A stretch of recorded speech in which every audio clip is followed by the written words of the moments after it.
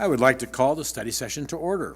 This meeting will be conducted by audio and video conference without a physically present quorum of the Rock Island City Council due to the disaster declaration issued by Governor Pritzker.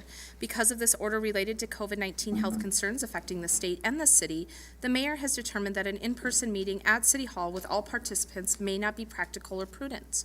Alder persons and staff may not all be physically present at City Hall due to the disaster, and physical attendance at City Hall may be limited.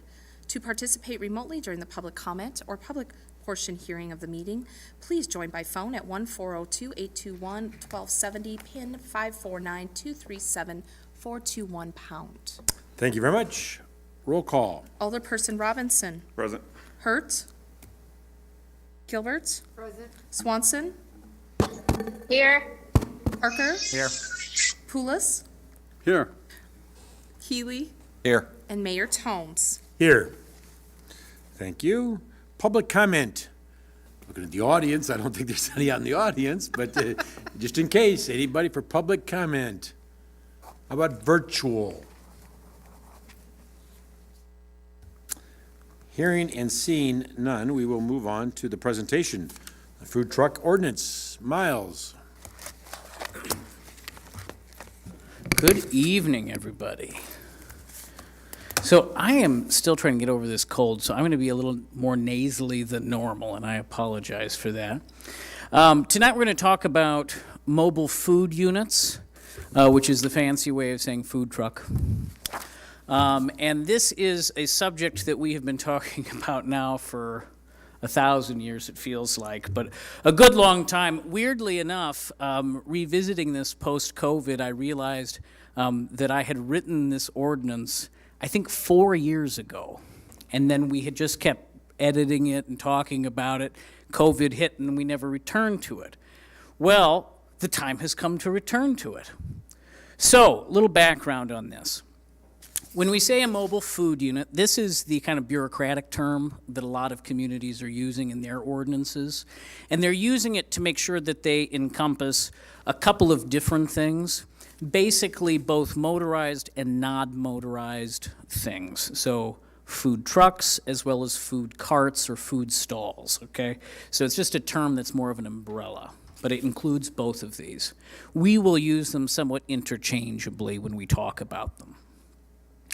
Why are these something that we might want to regulate? Well, there are more and more of them here in the Quad Cities. We see them popping up in different ways.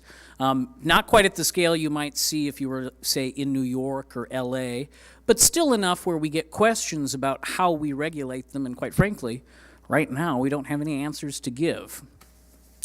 Putting in place some of these regulations helps to ensure that we can continue to have these here in the community, because there are a lot of benefits to having them. We have people who might want to have a food truck because it's lower startup costs for them. Might turn into a restaurant, brick and mortar establishment later on. Provides an additional source of revenue for an existing restaurant who might want to do some catering.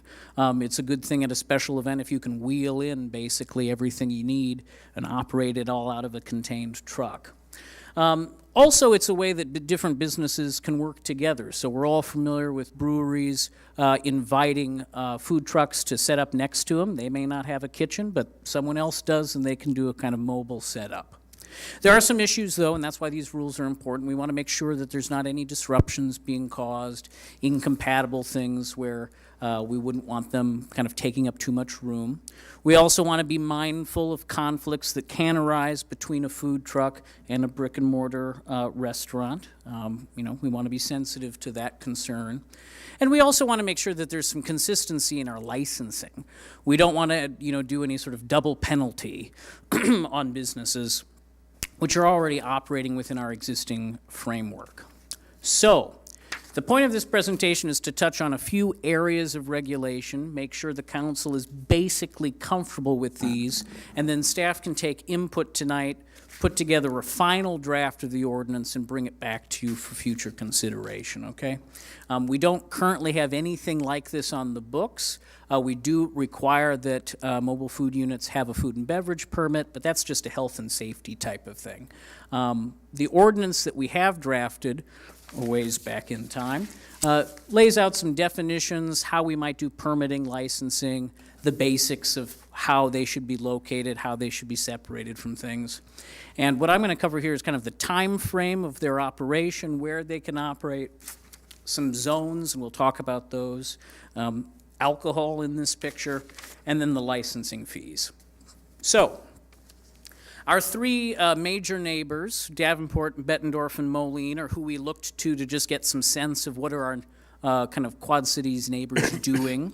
They have all adopted ordinances that are relatively similar, but these tables I'm going to walk you through kind of highlight some of the distinctions.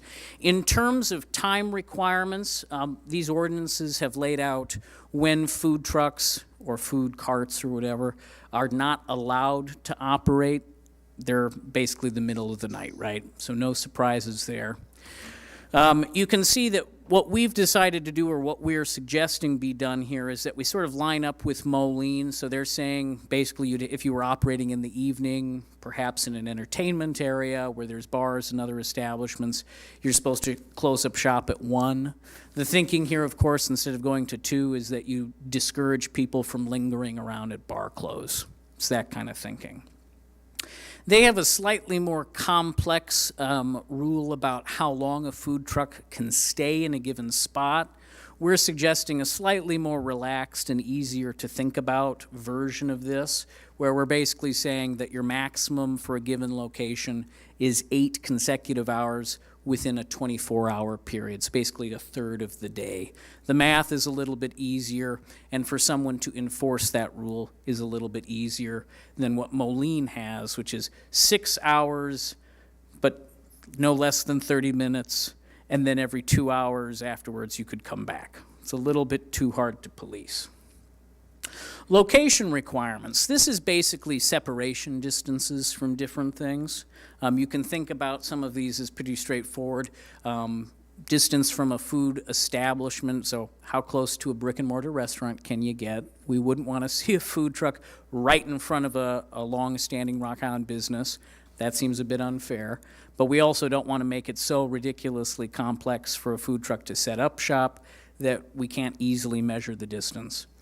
Looking at the different communities, we're kind of saying that Davenport's measure of 200 feet as measured from property line is the easiest to measure and understand. Any one of us on staff could easily get a sense of that by looking at a map, yes. What's the difference between, how many feet is one block face versus the proposed 200 feet? It varies widely, which is why we're not recommending that. A block could be 200 feet. It could be 500 feet. It depends what part of a community you're in.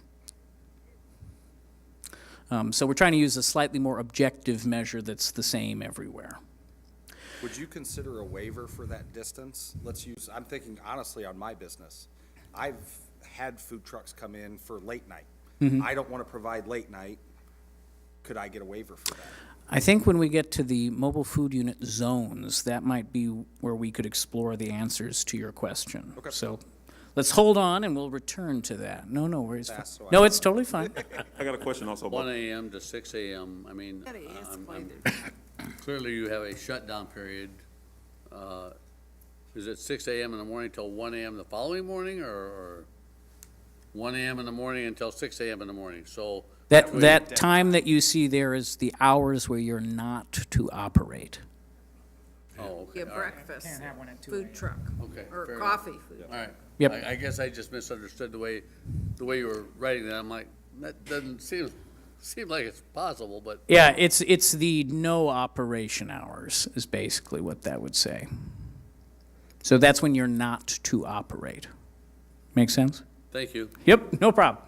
All right, distance, oh, yes. I got a question about the 40 feet with Yes. the intersection and bike. Is that also, it may be covered in the zones also, but could that also have maybe possibly a waiver? Because I know there's some spaces in First Ward, where we have bike lanes all the way down 7th Avenue. So if there's someone that's potentially want to have a food truck, would that interfere with that?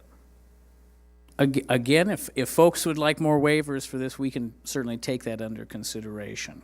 But have we thought of that then? If anyone potentially has, they say 7th Avenue and 8th Street, there's a bike lane going down 7th Avenue. So Yeah. is that, then they're not able to do one?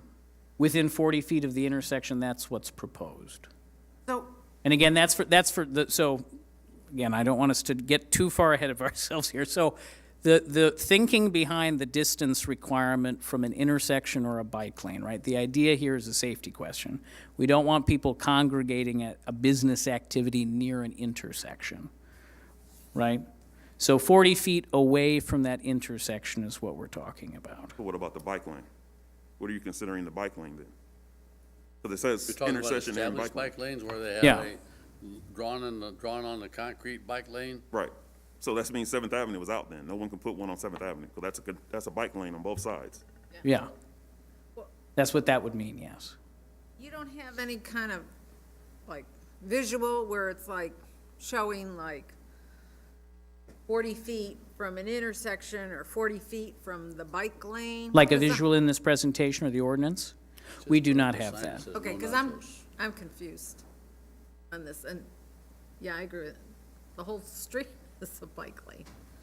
So Seventh Avenue, yes. I guess staff doesn't anticipate there'll be a huge number of food trucks that want to operate directly in the public right-of-way of Seventh Avenue. I can see it. Would they want to turn and do it on a street? If they just turn the corner? Yeah. And there's no bike lane, and do it on the street 40 feet from that intersection? 40 feet is, It's probably the length of this if I had to, I'm trying to Yeah. count tiles. I here, I but- would guess something about like that. Yeah. I'm just using, for example, so Rock Island Elks. It's right on Seventh Avenue. Mm-hmm. You wouldn't want anyone to have it on the side street, because then that makes more congestion. The only optimal place would be on Seventh Avenue, but that's a bike lane. They could also have it on their own property. Like in a parking lot? In their parking lot? The Elks doesn't have a parking lot. That's why I use them as an example. We have some vacant lots behind there that they can buy if they I like. mean, that's down the road, but you get what I'm trying to, yeah. trying to paint. Yeah, that's something that we should take into consideration. Certainly. Some other distance requirements here, just kind of moving right along here. Approved special events. The thinking here, right, is if there's like a gated off festival or something happening and people are setting up food trucks not as part of the event. Okay, we do think that they should be treated similar to the way like you might treat a restaurant, right? So it's unfair if, like all these other folks have paid to set up shop inside that festival or special event ground, and then have the funnel cake stand set up right outside without having to pay to be there, right? So the idea here is for there to be a reasonable separation. Additionally, something that the other communities strangely did not have, though it may interface with some of these other questions that are being asked, they had no zoning mention in their code. Well, a food truck, a mobile food unit, it is a business activity with all of the different potential use conflicts that go along with it. So staff is proposing that these only be allowed to operate in business-owned properties or in rights-of-way adjacent to that. Again, if we're talking about food trucks, if there's strong interest on food trucks being in residential areas, then we would need to revisit this as a consideration. Here's another problem. We have talked about on several occasions about having food down when we have the Floatzilla. Having a food truck available down there, and I would assume that we would create a waiver for that because that's not a business area. But it would definitely be a benefit to have, if you've got a Floatzilla, if you've got food trucks down there where people can enjoy the park. Yeah, we do have language in here that talks about food trucks operating in parks. But that's also a special event, though. Yeah. So as they part could of do it, it. they could. They have done it, but they could do it. But we can clarify that language if that's a point of concern. I just think it would be easier for all concerned if we identified it and, you know, had the language in there that allowed it. With council approval, I would assume, Well, yeah. so that, kinda- you know. I can kind of get what you're saying, but with it being Floatzilla, for example, one, it's a park, so we don't want anyone to just be able to pop up at a park without having prior Correct. approval. And then if it's my event, I wouldn't want someone to have a food truck without me being, Correct. Well, and I'm thinking more like when you have the events down at Douglas Park, they have a concession stand down there, and you don't want to take away business from their concession stand for somebody to have a food truck, nor would you want to do it down at the, now I can see it down at Sunset Marina, because you have boaters in and out of there all the time. So if you had it up in the area of the docks where people could go in there, because we don't have an established restaurant down there, if somebody could go in there and get a hamburger or something like that, that would increase the business coming into the marina. And again, we're always looking at, how can we improve the business in our marina? And by putting a food truck or something down there, the word doesn't, it won't take long for the word to get out. Hey, you go down to Sunset Marina, there is a food truck down there, and guess what? They have gas pumps too. Again, more revenue for the city. So this, I want to make sure this is very clear. The parks already have their own permitting process for food trucks. Okay. And do allow them. That's under the park director's purview. And so they have their own structure already in place for these things to be regulated. The ordinance as drafted attempts to just incorporate what they already have, not impose any new rules on them. So I just do want to be clear, we do have food trucks in our parks already. They're operating within the framework of rules that the parks have. That's kind of where I was getting at. Yeah. I mean, the park already has it's already in place with the parks. Right. It's just that if there's an event, you would kind of want that food truck or whoever's running that business to kind of coordinate with whoever's running the facility or running that event, just so it's kind of partnered up. Right. Right. So, Miles, do you have, it's not included in this presentation. I wasn't sure if it was in the other document. So is there a map showing where all these business zones, like, are highlighted so you could see it on? Not specifically, but if you look at just the regular zoning map, you can kind of see where it would be. We can create any other visual views that would be helpful. Would been nice to have had, like, the city map and then just with a highlighter, like, here's the business zones, so we could visually see. Sure, sure. We can create something like that if that would be helpful. No big deal, not a lot of times when I just, like, There was another location that I sent a message to our city manager, and I assume that he sent it to you for review. Mm-hmm. Is something like that doable, or is that not doable? So just so everyone understands what your question is, would you like to repeat the question that you had? For everybody else's information, we have signs up already down on 44th Street. Now, on the west side of the road, which is adjacent to the Get and Go, that is a business area. But Skylark is a special permit, and so they would not be included, but they have asked for the possibility of having food trucks down there for certain events, which would help his business and would not hurt anybody else in the area. Is that something that is possible, or how do we address something like that? So first of all, again, because this ordinance doesn't exist yet, anything is possible. I mean, we could do a lot of different things. That's why I'm addressing it now. Yeah. So that if there are some hoops that we have to jump through, let's identify those hoops, so that if the owners at Skylark say, hey, what do I have to do to make this happen? And I don't know how often it would happen. I really don't know. But again, giving business owners the opportunity to say, I want, and even if it is a special permit area. Right, I think, and just with regard to Skylark only, my recollection is that when we were putting together the language, that there was specifications about food truck and and them being allowed and what the circumstances were. Is that correct, or am I misremembering that? That is correct. So their special use permit actually already includes this specific question and its answer. So that's already in there But for is theirs. is that on their property, or can they use Jason. 7th Avenue? The way that it's written, it's on their property itself, because the special use permit is for the parcel.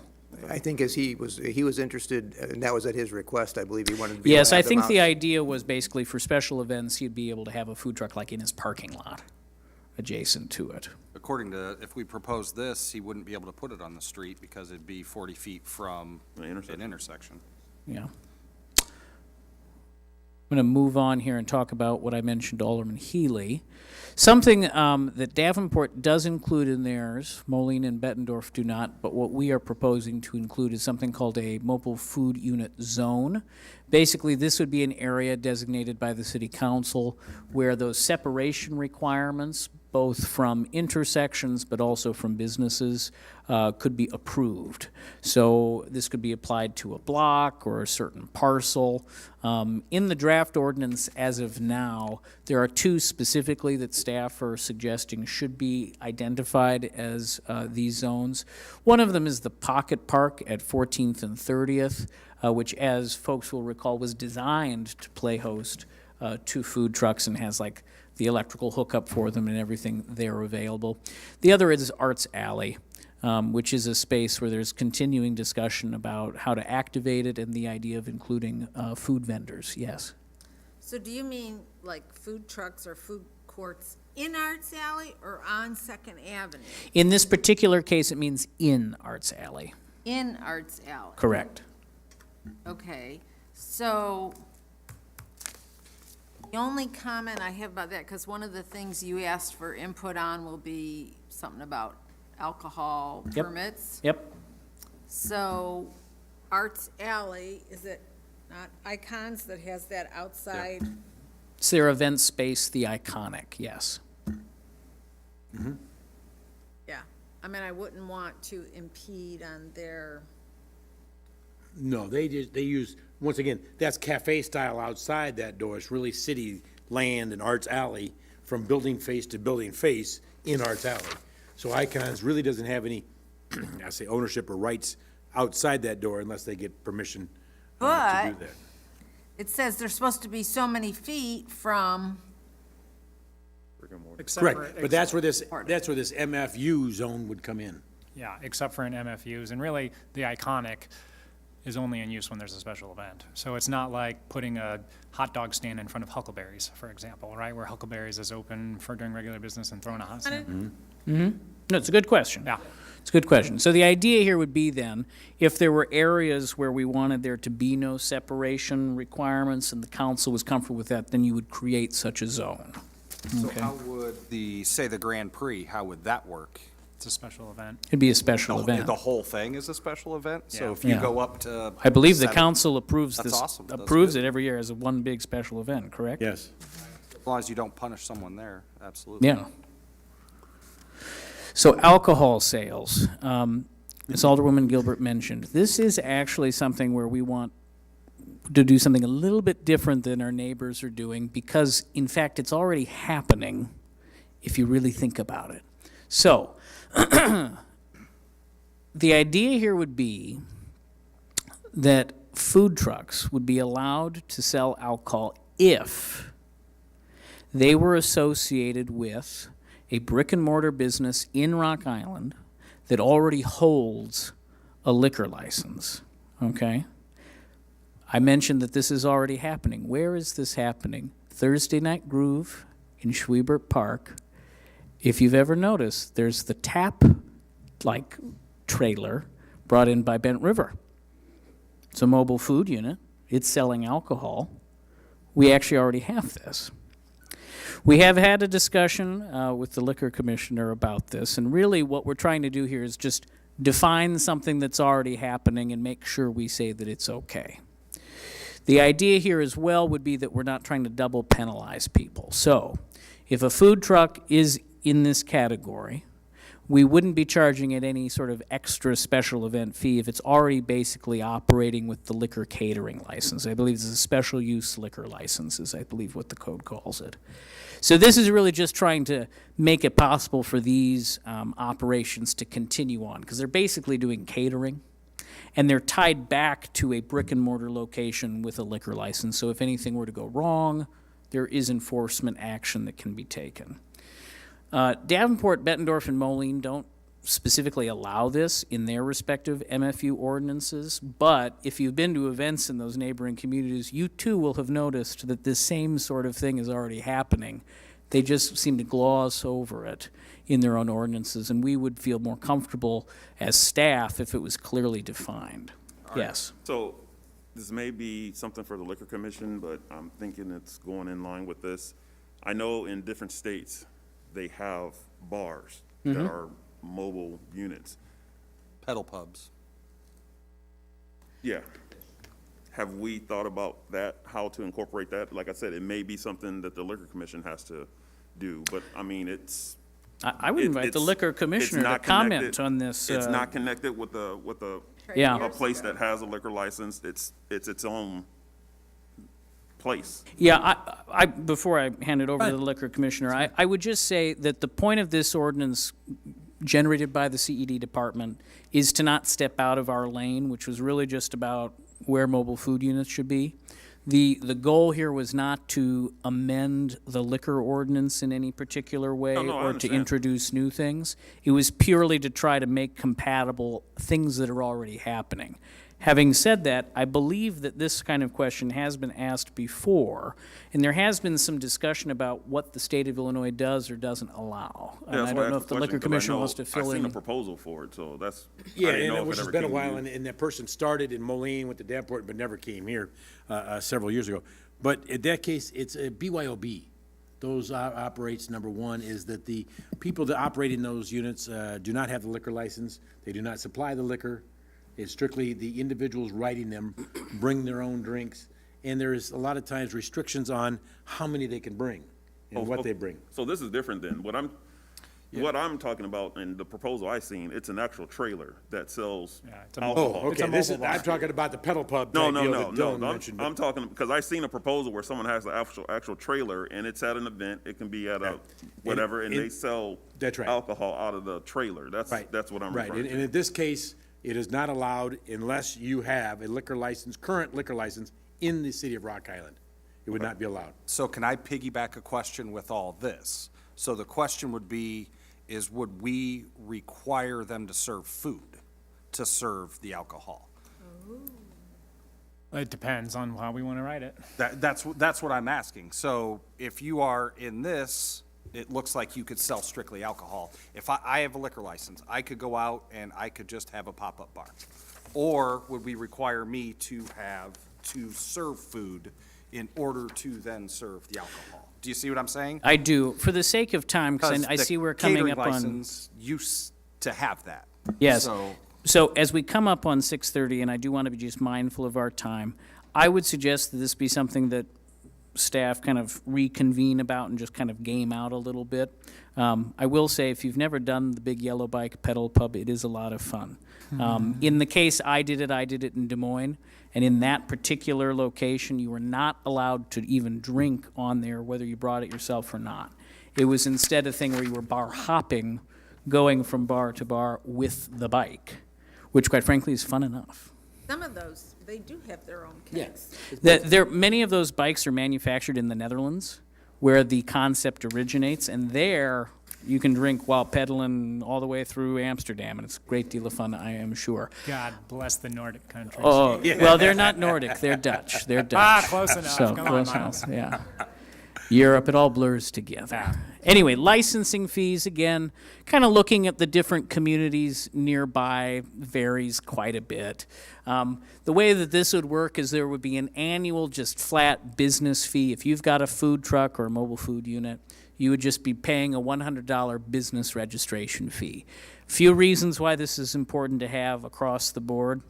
One is to make sure we know where all of them are current with their health requirements, also that we know to collect food and beverage tax from them, okay, which has been a concern of the finance department in the past. The other two fees, a seasonal permit or a special event permit fee. The idea with a seasonal would be, hey, we have a food truck, we're going to be at Wake every Friday and Saturday night from this time to this time, all summer long. That would be how that one's applied. Special event. One of those cupcake places wants to do like a one-day only event in the middle of the summer. So they would get that one. That's kind of the idea. What's the difference between the annual fee and the seasonal fee? So the annual fee is purely a business license that every food truck would pay across the board in all cases. The other two, it's one or the other depending on what you're doing. If you're going to be in the same location all season long, operating on a regular basis, as we see at a number of places here in Rock Island, you get the seasonal permit. If you were just going to pop up and set up shop one time, maybe for a festival or something, then you'd get the special event fee. Make sense? I understand the special use. I guess I'm confused about the annual fee and the seasonal fee. Isn't it the same? If I have a You have to pay for trailer, both. huh? You'd be paying for the one and then one of the other two. Okay. Gotcha, So you gotcha, pay the gotcha. annual fee, and it would not make a whole lot of sense to pay for a special event fee when you can pay for a seasonal fee and do multiple events. But if you're only gonna be in town one day, so say the Grand Prix, why would I want a seasonal when it costs me $50? And we can, and again, this is all, we can adjust Take that this. up in the So first if the hour. cupcake place comes, they have to pay the $100 annual fee plus the $50? Correct, And they're out in wherever they're out. wherever they're at. And there's multiple cupcake places. So they'll have to pay $150 just to come to sell cupcakes for one day in Rock Island? Correct. Plus all the food and beverage tax, which we know we will check that they paid. What have we been charging them? Nothing. Oh, yeah, that's right, because they There's were- nothing, so nobody's being charged anything as of right now, except for their, health licensing. And you don't know, or you just can't find anywhere where Moline, do they charge seasonal or special events? So here you can see, they have an not annual fee of 100, and then they don't have anything specified about seasonal or special events. So they just do 100, and then they don't ever do anything else. Charging something extra that they don't have to pay in Moline. And we can choose not to charge anything else. Again, we're just trying to lay out the options here for consideration, given what our neighbors are doing. In Bettendorf, they curiously do not have a seasonal event, they only have a special event. And there's this $250 a year. Yeah, so they're charging more on the front end. Again, you can see it's not consistent, so we're just having this as a discussion about what everybody thinks makes sense. But it's really so we know where they are and to ensure that they're. Yeah, well, I mean, and we do get reasonable questions from business owners who would just like to know, hey, if I invest in a food truck, perhaps as an extension of my already existing business, what are the rules? And right now, the answer is there are no rules. And it has led to some unusual circumstances where we're just not sure how to advise someone on how to run their business in our community. Well, in the neighboring communities, there are rules, so it's easier for them to figure out what they're supposed to do. The other elements of this, and this does kind of bring us to our conclusion, is that we do need to have some sort of system in place, not just so that people understand how to operate, but also so that we can track these businesses and make sure that they're in compliance with the health code and that we're getting our food and beverage tax from them, which is important. And I've been saying for years, we should be doing that for every business, So tracking them. So I got like 8 questions, but we don't have time. How Only about- 8. Yeah. How about? Proud of you, keeping it to that small number. No problem. How about I just email Todd? We Yes, continue I the would, conversations. I would invite the entire council. It seems like there's quite a lot of questions about this subject, which is perfectly fine. We're in no huge rush. If you have some questions or some other input, some things maybe you'd like to see included or double-checked, please go ahead and email the city manager and myself, and we can certainly follow up on it.